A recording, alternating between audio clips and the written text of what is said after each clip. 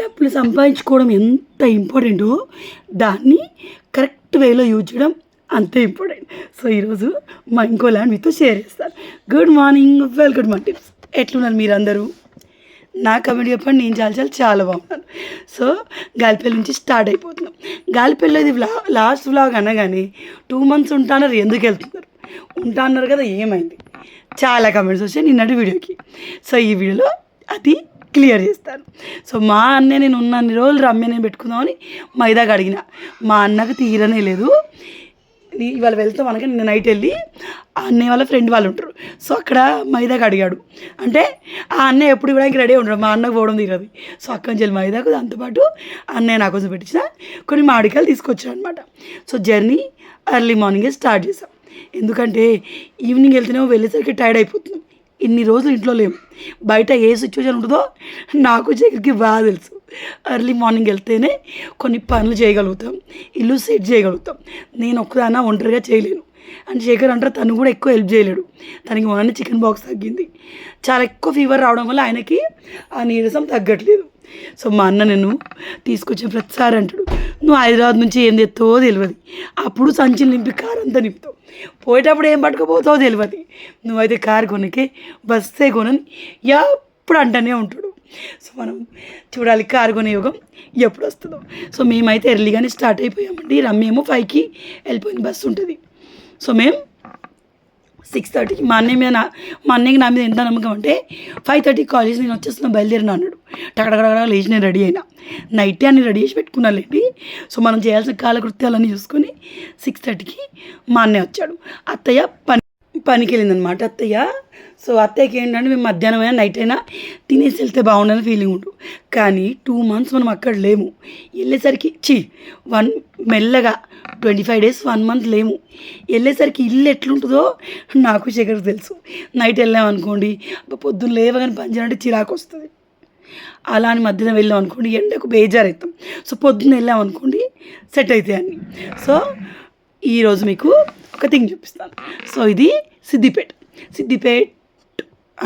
Collectorate దగ్గర అన్నమాట. So మనకి ఇక్కడ ల్యాండ్ ఉంది. ఇది ఎప్పుడు అంటే రిత్తుగాడు 1 year లేడు, ఇంకా అప్పుడు 3 months ఎంతో ఉన్నాడు, అప్పుడు తీసుకున్నాం అనమాట. సో మనం డబ్బులు సంపాదించడం ఎంత ఇంపార్టెంటో వాటిని కరెక్ట్ వేలో యూజ్ చేయడం అంతే ఇంపార్టెంట్ నేను శేఖర్ అనుకుంటాం. నేను అంతేం అనుకోను. ఎందుకంటే నేను ఎంత సంపాదించినా నా ఖర్చు మీద బాగా పిచ్చి ఉంటుంది. సో మా శేఖర్కి అట్లా కాదు. ఎంత ఖర్చు పెట్టడం కాదు, ఎంత ఖర్చు పెట్టాలి, ఎంత సేవ్ చేయాలి అన్నీ తనకు అట్లా చిన్నప్పటిలే ఉన్నాయన్నమాట. సో అట్లా సిద్దిపేటలో మేము రమ్య ఋతుగాడు చాలా చిన్నోడు అప్పుడు తీసుకున్న ల్యాండ్ ఇది. అప్పుడు తీసుకున్నప్పుడు చూసామంటే మధ్యలో అసలు ఎప్పుడు రావడానికి తీరలేదు. సో ఇది కంచె ఉంది చూడండి, ఇది మనది 150 గజాలు. మేబీ ఎక్కువనో తక్కువనో గుర్తులేదు, 150 కంటే ఎక్కువనే.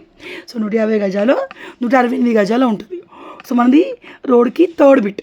అంటే ఎప్పుడైనా మీరు అబ్జర్వ్ చేయండి, వెంచర్లు వేసినప్పుడు వాళ్ళు రోడ్ పొంట ఉన్నాయి, కార్నర్స్లో ఉన్నాయి అమ్మరు, కమర్షియల్ బిట్స్ అని వాళ్ళే ఉంచుకుంటారు. సో ఇది రోడ్ పొంట మనకి 3rd బిట్ అనమాట. మన రమ్యోలది కొంచెం లోపలికి ఎక్కడ అంటే ఆడ చెట్టు ఉంది చూడండి, అటు సైడ్ ఉంటుంది అనమాట. సో ఇన్ని రోజులు నేను మాదిగో లోపలికే ఉంటుంది అనుకున్నాను, కానీ కాదంట శేఖర్ చెప్తుండవు. సో ఇది మన ల్యాండ్. ఇది one of our best investment. ఎందుకంటే మనము ల్యాండ్స్ కొని పెడితే రేపు ఫ్యూచర్లో మన పిల్లలకి యూజ్ అవుతుంది. మనకి మంచి సిచ్యువేషన్ లేనప్పుడు అమ్మడానికి యూజ్ అవుతుంది. సో అలా డబ్బులు ఉన్నప్పుడు దేంట్లో దాంట్లో పెట్టామనుకోండి, అంటే శేఖర్ షేర్స్ స్టాక్స్ ఇలాంటివి దానికి భయం అనమాట. సో ఎక్కువ ల్యాండ్ అది కూడా చాలా ఎంక్వైరీ చేసి ఇన్వెస్ట్ చేస్తాడు అనమాట. సో అలా మాకు పర్సనలీ ఎకరాలు మా పేరెంట్స్ సంపాదించిన ఆస్తి లేదు. ఏది ఉన్నా మా ఆయన నేను మా హార్డ్ వర్క్ వల్లే మేము ఈ మాత్రమే కొనగలిగినాం. సో మనకి ఊర్లో పొలం లేకపోతే ఎట్లుంటుందో ఆ బాధ మాకు బాగా తెలుసు. సో అందుకని చెప్పేసి మేము ఊర్లో పొలం కొనాలన్న ఇంట్రెస్ట్ నాకు శేఖర్కి ఫస్ట్ నుంచి లేదు. సో అలా ప్లాట్స్ మీద ఇన్వెస్ట్ చేసినాం. సిద్దిపేటలో ఒక ల్యాండ్ ఉండాలనేది ఇల్లు కొన్నాక మా సెకండ్ థాట్. ఎందుకంటే రేపు హైదరాబాద్ ఇంకా డెవలప్ అయినాక సిద్దిపేట ఇంకా బాగా డెవలప్ అవుతుంది, దట్టు మా ఊరికి దగ్గర. సో అట్లా ఉండాలన్న ఫీలింగ్ ఉండే.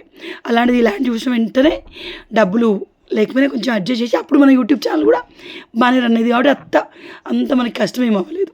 సో అది చేసి కొన్నాము. అండ్ రమ్య వాళ్ళ లోపల ఉంది, అది రమ్య ఎప్పుడైనా తన వీడియోలో చూపించి ఉంటుంది. సో ఎందుకు చూపించాలనిపించిందంటే డబ్బులు ఉన్నప్పుడే కొన్ని సగబెట్టేసుకోవాలి అలా అన్నమాట.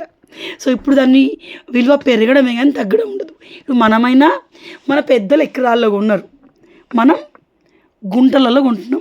మన పిల్లలు కొనేటప్పటికీ ప్లాట్లో 10వ ఫ్లోరు, 20వ ఫ్లోరు, 30వ ఫ్లోర్ తప్ప ఇలా ఖాళీ ల్యాండ్స్ ఉండవు.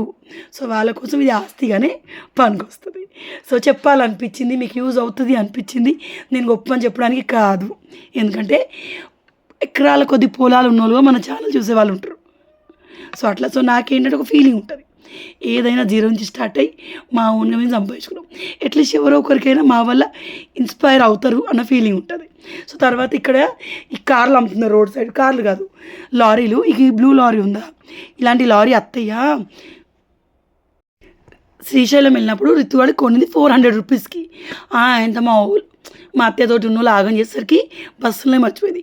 ఆ రోజు మా అత్తయ్య ఎంత ఫీల్ అయిందో. సో అది కనిపించగానే తీసుకుందాం శేఖర్, అమ్మ హ్యాపీ అవుతుందని చెప్పాను. సో ఇక్కడ రోడ్ సైడ్ తీసుకున్నాం. మా నట్టను ఇలాంటివి పిల్లలకి బాగా తెస్తాడు. లైక్ మా ఇంట్లో ఆల్రెడీ ఒక కారు ఉండేది, ఇరిగింది. ఇప్పుడు ఇల్లందుకుంటే రుతుగాడు ఆడతాడు సేమ్ కారు. సో ఇప్పుడు ఇది తీసుకున్నాము, 350కి ఇచ్చారు. మనకి అవుటర్ సైడ్ ఉంటుంది, ఎగ్జిట్ నెంబర్ 4 దగ్గర. సో తర్వాత ఇంటికి వచ్చాం.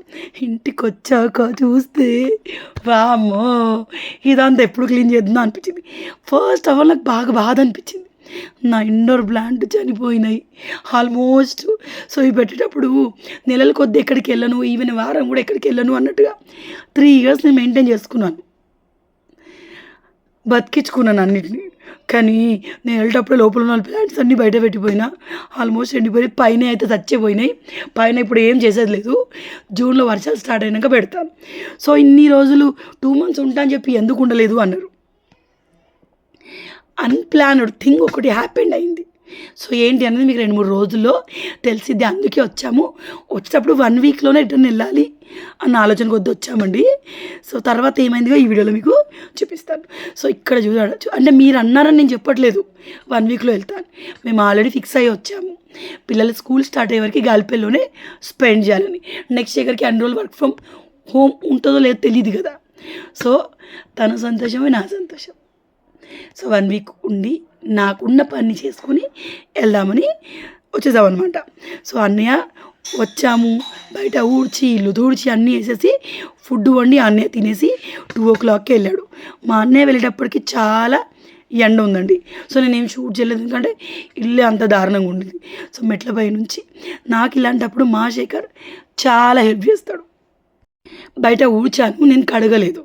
సో వచ్చాక నేను అబ్జర్వ్ చేసింది, చెట్లకు రెగ్యులర్గా నీళ్ళు పోస్తే వీటికి బిల్డప్ ఎక్కువైద్దేమో. మనం రెగ్యులర్గా నీళ్ళు పోయకుండా ఇటువంటి చెట్లు అఫ్కోర్స్ వీక్లీ వన్స్ పోసారు. మా ఎదురుగా లక్ష్మక్క ఉంది, అలాగే మా ఎదురుగా మా ప్రవళిక నా ఫ్రెండ్ ఉంటుంది, తను వాళ్ళిద్దరిలో ఎవరో ఒకరైతే పోసిరు వీక్లీ వన్స్. అట్లా ఇండోర్ ప్లాంట్స్ ఎక్కువ వాటర్ అవసరం లేదు, బట్ ఎండాకాలం కదా 4-5 daysకి ఒకసారి పోయాలి. ఈ జేజే ప్లాంట్ 450 రూపీస్కి ఒకటి కొన్నాను నేను. ఆల్మోస్ట్ ఎట్లనో అయిపోయి, బట్ వీటిని సెట్ చేసుకోవాలి మనం. సో ఇదిగో 350కి ఏమో కొన్నాను. నా దగ్గర ఉన్న ఇండోర్ ప్లాంట్స్ అన్నీ కూడా చిన్న ఉన్నప్పుడు కొన్నాయి కావు. నేను అన్ని పెద్ద ప్లాంట్సే కొంటాను, ఎందుకంటే అవి పెద్దగా అయ్యేదాకా నాకు చూసే అంత ఓపిక ఉండదు. కొన్నప్పుడు పెద్దగా ఉండాలి, వీటిని కడగాలి, ఇంకా ఇవ్వాలి, అవి కావు.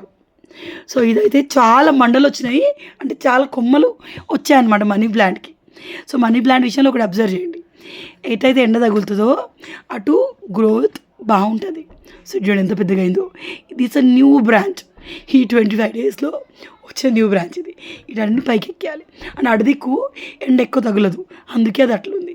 సో వచ్చిన రోజే ఈవినింగ్ బయటికి వెళ్తున్నాం, అలా షికారుకి వెళ్దామా గాలిపల్లిలో. ఇది మస్తు మిస్ అయినాం, బయటికి వెళ్దామంటే మనకు ఆ బండి లేదు. వెళ్తే పోయి ఇల్లందు కూడా ఇవ్వడు, కేక్ తెచ్చుకోడు వచ్చుడు. మదర్స్ డేకి అక్షయ్ బర్త్డేకి ఈ 2 సార్లు పోయినాం.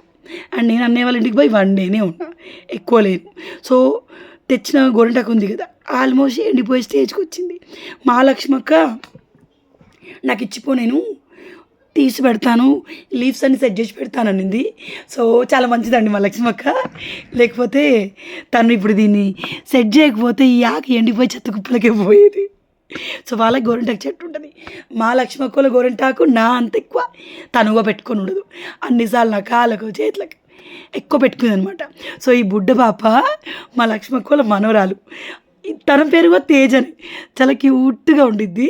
చూడండి మామిడికాయలు ఇచ్చినా కదా, తనకు ఒక మామిడికాయ బరువైంది, ఇంకోటి కూడా ఇస్తే అది పట్టుకుంటుంది. యాకిస్తే పట్టుకోవట్లేదు. హే గడ్డి నాకెందుకు పో అంటుందా చూడండి. ఆడపిల్ల అంటే ఆడపిల్లలే కదా, భలే కళగా ఉంటుంది. అలా అని చెప్పి వాళ్ళ నాన్నమ్మ లేకుండా మనం ఎత్తుకుంటామా, ఏడిచిద్ది. సో బయటికి వెళ్దాం. బయటికి ఏడికి అంటే ఒట్టిగా రోడ్డు మీద పడి తిరగడానికి, అంతకుమించి మనకేం పని లేదు. సో మా లక్ష్మక్క మాట్లాడుతుంది, ఎప్పుడు వచ్చిర్రు, ఇల్లంతా ఘోరంగా అయిందా అని చెప్పేసి. యాక్చువల్లీ మేము వచ్చి ఒకరోజు ముందు గాలి దుమారం బాగా వచ్చిందట, అందుకే చెత్త ఎక్కువ వచ్చింది. సో నేను ఇప్పుడు ప్లాంట్స్ మీద కేర్ తీసుకుందాన్ని అయితే ఆకంతా ఉంచితే మనకి ఎరువులాగా పనికొస్తుంది. మనకి కోకోనట్ రైస్ హస్క్, మళ్ళీ అది ఉంటుంది కదా, ఏంటిది కోకోపీట్, అట్లా పనికొచ్చింది. మేము వచ్చిన రోజు మాకున్నది సంత. చిన్నప్పుడు అంటే సంతనే అందుము, ఇప్పుడు దీన్ని మార్కెట్ అంటాం. సో ఇందులోకి వెళ్ళి ఇంకా మ్యాంగోస్ కూడా తీర్చుకోవాలి.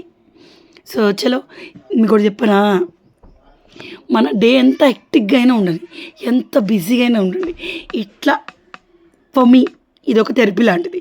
ఇట్లా రోడ్డు మీద పడిపోయి తిరిగి వచ్చి అటు ఇటు చూసి ఎంజాయ్ చేసి, ఏం తినకుండా ఏం తాగకుండా అట్లా మాకు రోడ్ చూపించి జనాలు చూపిస్తే చాలు నాకున్న చిన్న కొడుక్కి.